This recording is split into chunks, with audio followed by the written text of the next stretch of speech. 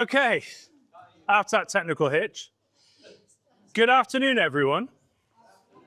Firstly, I'd like to welcome everyone to the marriage of Charlotte and Joe and to thank everyone for sharing a truly magical moment for them. And on behalf of myself, Lisa, Tony, Debbie, and of course, Charlotte and Joe, to formally welcome you here today. I assume you're all invited.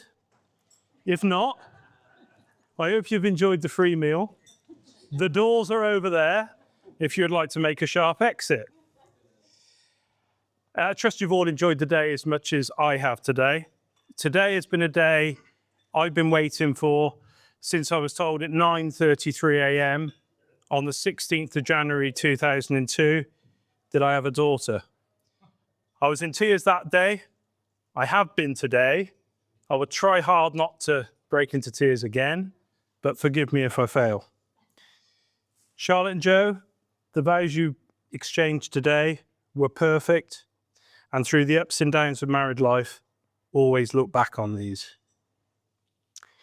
Now, the father of the bride's speech is a combination of love, humour, but overwhelmingly one of pride, and the chance to get 23 years of payback with some embarrassing stories of the gorgeous bride. However, Charlotte has warned me not to tell these stories, and as I always do as I'm told, I'm not going to tell any. But I'm happy to be bribed over a few drinks at the bars later if anyone wants a few of those stories. My starting point for this speech was originally a song by Camila Cabello called First Man.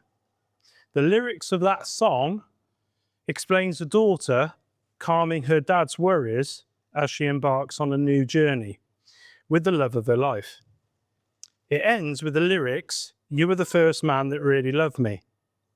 Ironically, a few weeks ago, Charlotte passed and presented me with a tie pin engraved with the words, "I loved you first.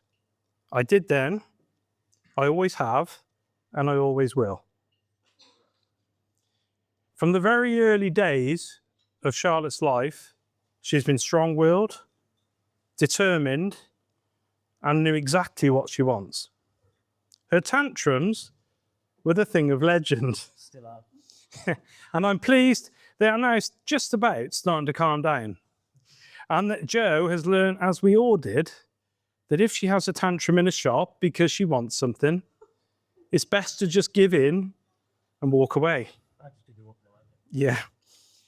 Charlotte has always been amazingly organised, and much of the finer details you have seen today have been designed by her. Charlotte is never far from a list. And even now, she has a list to organise her lists. Her joy for sorting problems out has been invaluable. From a very young age, Charlotte's showing us how to put up an 8-berth tent in our garden when we had been struggling for hours when we considered going on a camping trip. That camping trip was soon abandoned, but Charlotte never let us forget that she was the one that put the tent up. Then also, Charlotte helping me after 2 hours of trying to build a picnic table. Yeah, you remember that? You remember it, yeah. It was me swearing away. Charlotte comes along, and within a few minutes, the picnic table's built, and that picnic table is still standing today. We knew early on that if you wanted something doing properly, let Charlotte organise it, just because it avoided tantrums. As an eldest sister to Bex and Emily, Charlotte has been an inspiration, even though she furiously wound them up in her early days. She is, however, really protective of them and would always stand up for them, and the threat to anyone bullying them was always enough to make that problem go away. And quite a few messages sent across to people prove that point. Moving on to the fateful year of 2021. Charlotte's schooling came to an abrupt end the year before during COVID. And while it was difficult for everyone, it must have been especially hard for an 18-year-old to have her socialising and way of life stop so suddenly. Then in February 2021, we lost my amazing dad and Charlotte's Grampy, who would have loved every minute of today. Soon to be followed 5 weeks later by our family dog. These setbacks took the smile off all of our faces. And while Charlotte did the elder sister thing and helped support everyone, it was a really low time in her life. We spent our time, as all parents do, trying to make everything seem better. But to be honest, it was hard. However, at the end of April, a knight in shining armour appeared in his clapped-out van. This is where Joe entered Charlotte's life. And from that moment, her smile beamed brighter than ever before. In fact, Joe was a shining light to our whole family. And immediately, Joe felt like one of us. Having been outnumbered by 4 women in the house for so long, it was refreshing to have some male support. It would, Not very often. And while I hear some fathers dread the moment their daughters met the one, I was overjoyed that someone so special had come into our lives. And of course, it was obvious to everyone from the first few weeks of their relationship that Charlotte and Joe were the real deal. Tony and Debbie, Joe is an absolute credit to you. And we all thank you for bringing him up to be the person he is today. That said, he's a very hard person to work for. And he has enlisted my help on a few occasions for some big jobs. Joe turns up, usually late, for work, with a message from Charlotte ringing in his ears, not to work her dad too hard, as he's getting on a bit. Thanks, Charlotte. Did he listen?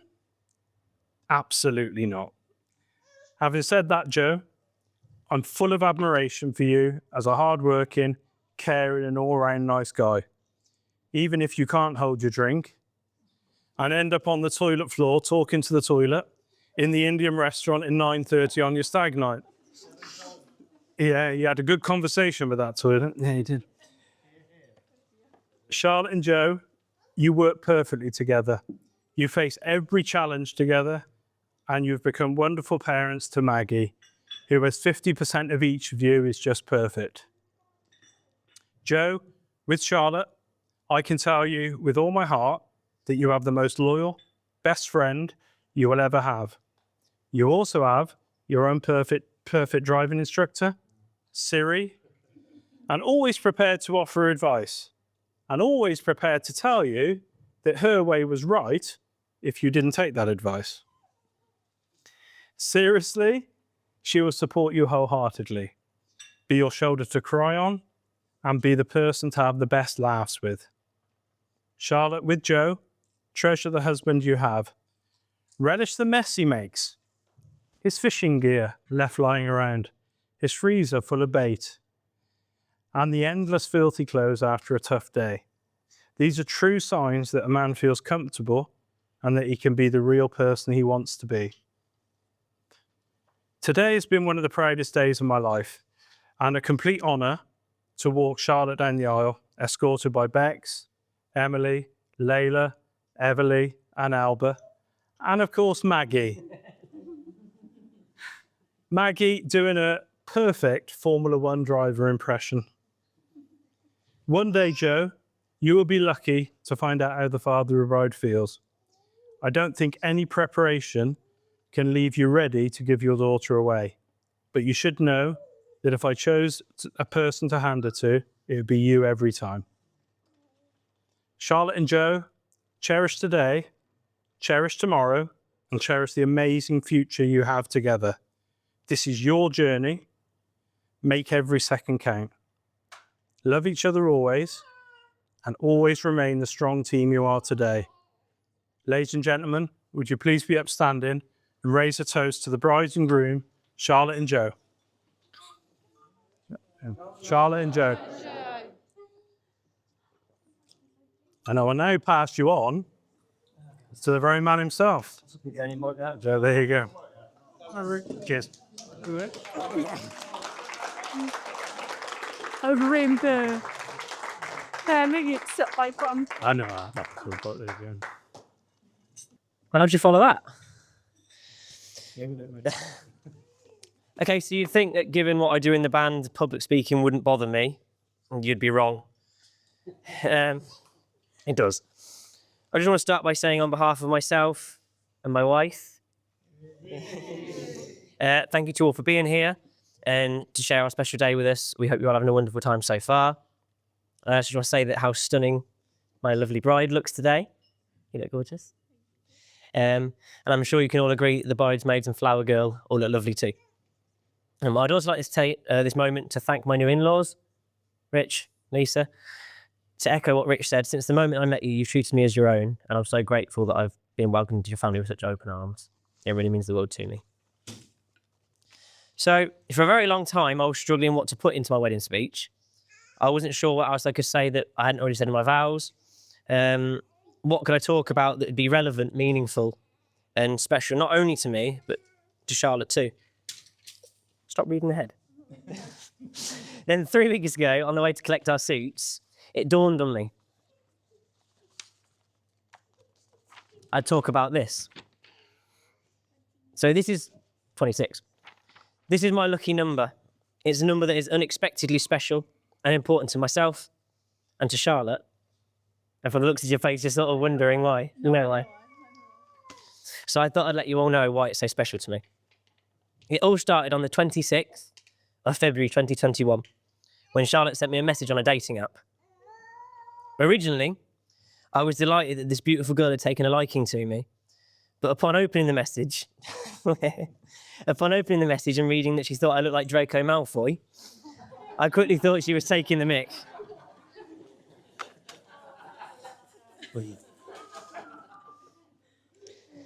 Luckily, later that night, though, she did tell me that she thought he was sexy as hell and that it was one of her celebrity crushes.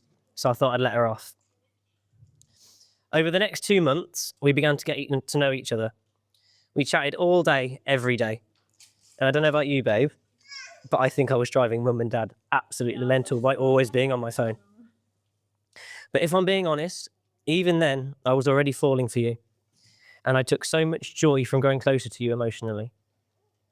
Eventually, on the 26th of April, we had our first date.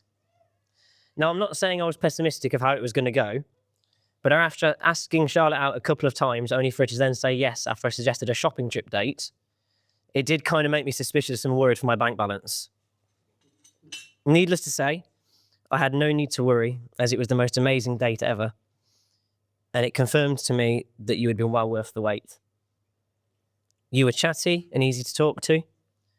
We shared similar interests and had the same life goals. And you were more gorgeous in person than I'd ever imagined. And I even left the date with my bank balance relatively unscathed. When I got home, I couldn't stop talking about how amazing you were and how much I wanted to see you again. Fast forward to the 26th of June 2021, and it was the last day of our first holiday together. We'd found out that Charlotte's family all had COVID, and so Charlotte would have to self-isolate with myself at mum and dad's. This was massive for us, as it meant that we were kind of living together for the first time. And this was, for me, at least, the moment that cemented in my mind that I wanted to spend the rest of my life with this amazing woman, who was quickly confirming to me that she was my missing piece. Charlotte, stop reading. From that, I'll hold it up here. From that moment, I knew that one day I would ask you to be my wife. And obviously, on the 26th of September 2022, that's exactly what I did. Now, I know I should have been nervous about the moment that I asked you to marry me, but I can honestly say that I was too excited for nerves to come into it. Excited for everything that it would lead to, and for the life that we would build together. And the fact that I knew that you wanted all those things too, meant that I just could not wait to be one step closer to have the happily ever after. A happily ever after that we both knew included children. And last year, when I was 26, we welcomed a new little addition to our herd in the form of our little girl. That's you. Charlotte, you are such an amazing mummy, and I can't stress enough how lucky I am to have you as my teammate when it comes to raising our gorgeous little Maggie. The time and effort you put into researching the best things for our little girl and the love and encouragement you give her is something I will ever be in awe of.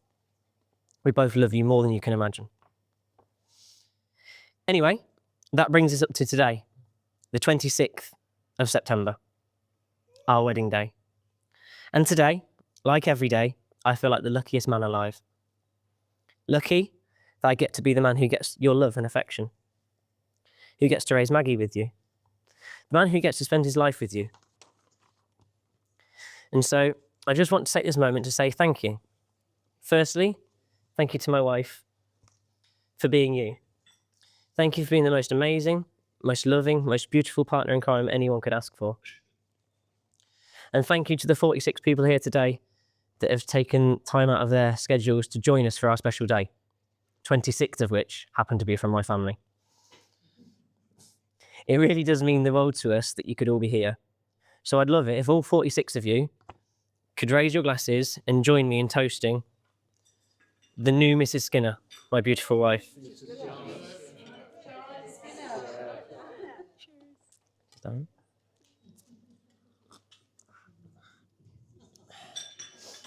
So, before I reluctantly hand over to the best man over there, I'd just like to say that there have been a few people here today that have played a big role in helping the day run smoothly.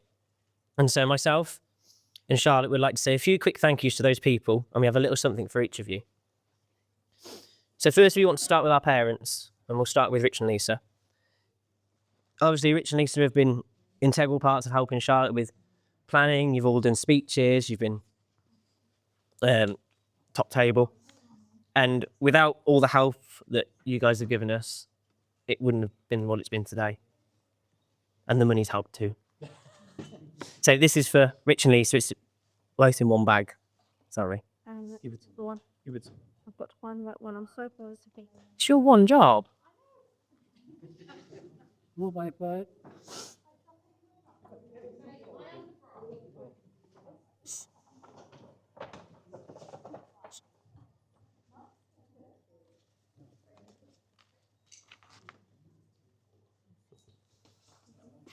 That's okay.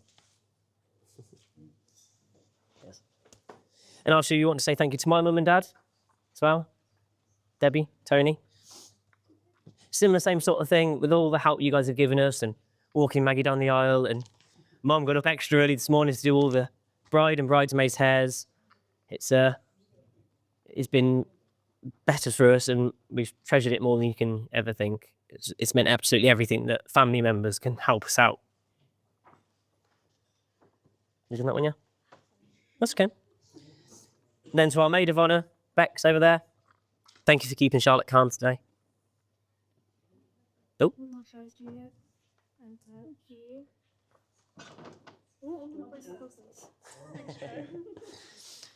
And then obviously to Emily as well on the end over there. Thank you for being bridesmaid. Thank you for helping out with everything on the planning.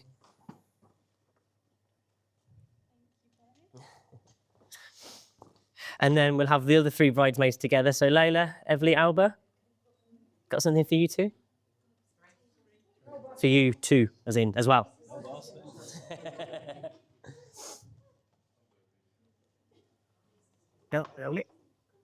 Oh, Alba. Got it. You got it? She broke the tea. No, she has to usually broken. Layla? Evie?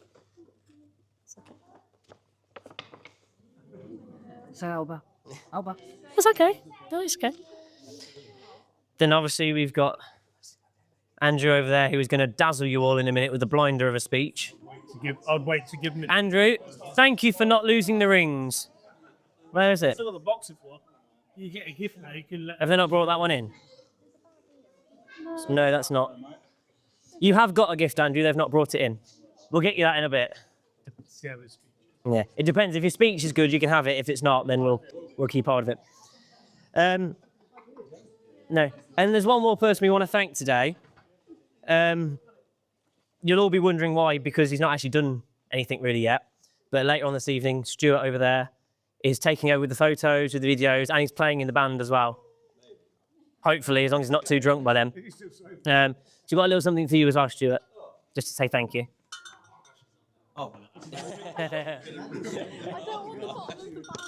Thank you, bro. Yeah, thank you for that. Honestly, thank you to everyone for coming today. Thank you to everyone that's helped out, that's made things happen and be possible.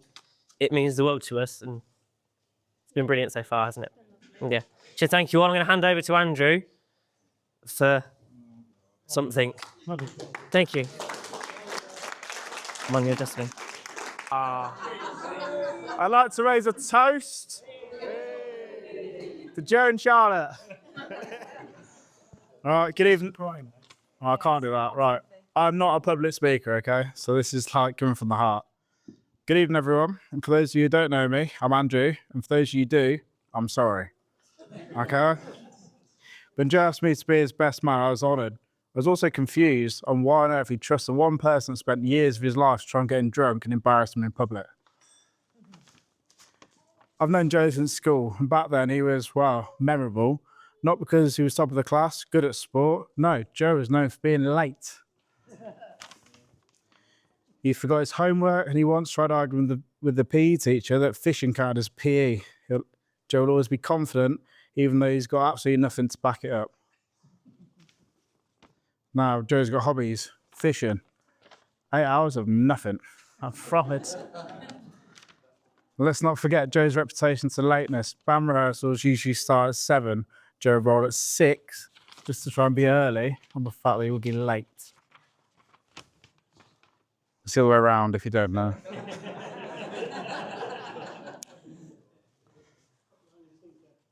I don't know where I am now because I've just absolutely embarrassed myself. Let's go to the next one. Let's go to the stag do, where Joe is supposed to prove his stamina, but he obviously didn't make it to midnight because he said that every single drink he had and every drink that I bought him had a shot that included vodka. By pint 3, he said these shots were a little bit strong because every drink that I bought, he had a shot with vodka in it as well. So I drunk most, so I got best ever. Well, this is it. Yeah. Really? So I'm making a mess of this. I can't really speak. You're right. Come on, Andrew, you've got this. Come on. Who's that? Come down here. You come and talk if you want. The challenger. Oh, of course, the biggest catch in Joe's life, it wasn't a fish, it was Charlotte.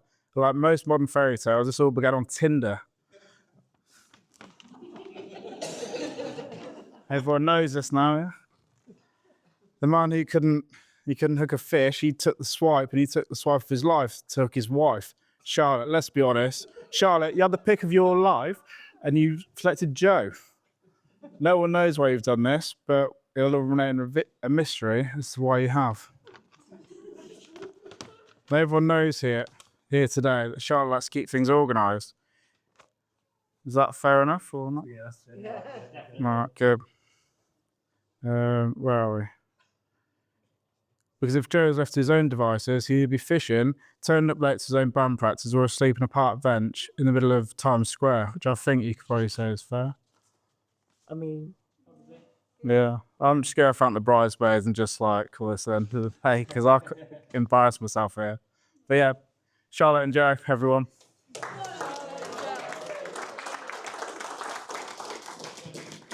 Well, I'm not a public speaker, that's very clear. I tried.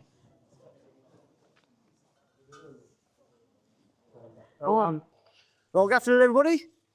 I'd like to say good afternoon all, and begin by just saying how stunning. What happened there? How stunning Charlotte looks. We got to all agree she's absolutely fantastic today. And not forgetting the bridesmaids. I know I've done that. Not forgetting the bridesmaids. Look beautiful. Bex, Emily, Layla, where are you, Layla? Layla Bow, Everly, and Albert's about somewhere. Right. There will be able to catch up on my things here now. Yeah, oh, and obviously, of course, little Maggie here. Absolute little stunning she is today, little flower girl. I don't know if any of you realise she's actually auditioning for Top Gear. Joe and Charlotte asked me to keep this speech short. So Debbie suggested I lay the same amount of time on my speech as it took me and her while making love to conceive Joe. But unfortunately, 45 seconds isn't really long enough for that, so it's going to be a little bit longer, I'm afraid. As we've got to know Charlotte, one thing we've discovered that Charlotte is terrified of spiders. True? Don't worry though, Charlotte. Joe's got a fantastic trick keeping spiders at bay. You're going to be embarrassed for him. When Joe was 3, Debbie came into the lounge to find Joe on the sofa, trousers and pants round his ankles, with his finger up his bottom. I did warn you. Debbie asked, "What are you doing?" "Getting the spiders out," was his response. Debbie said, "But you've got no spiders up there." He looked at her and he said, "Exactly. So Charlotte, no problem with spiders." As you all know from Joe's speech, the number 26 is very special to the bride and the groom. But Joe, there's a few 26s you missed. Do you realise your mum was 26 when she had you? Nanny Bron was 26 when she had your mum. Your Nanny June, guess what? She was 26 when she had me. There's 3 26s. So the number 26 is most definitely a special number. With this in mind, we've bought you a lottery ticket for tonight with some significant numbers to you both. You'll know what they are. You can tell me what they are, Joe. We all know 26. 19. Yeah, What's that, Joe? that's my birthday. Very good. 16. Charlotte's birthday. Very, very good. 15. Maggie's birthday. I'm glad you're there. So no, listen to me. I'm glad you're there, mate. No, I'm glad you're there. Did exactly the same thing. We've also done number 1. Because in number 1, it's the first day of your married life. And we've also done, if anybody can work this one out, 45. Can anybody work out why we've done 45? Pardon? No. Oh, I wish. Because the year Really nice and young again. The year 2025 is the year they got married. If you had 20 and 25, you've got 45. So hopefully they might be lucky for you. Oh, look, I've lost some of my tickets here. Where they all gone? Bear with me a sec, everybody. Yeah. I've lost it. Doesn't matter, I can off the top of my head. Before I go, I'd also like to say, as we got to know Charlotte, she's a great girl. She's brilliant. She's a fantastic mother, and she will make Joe a fantastic bride. And we'd like to welcome you into the Skinner family. So on that, if you could all stand up, please, raise your glasses. To Joe and Charlotte, Mr. and Mrs. Skinner. Yeah.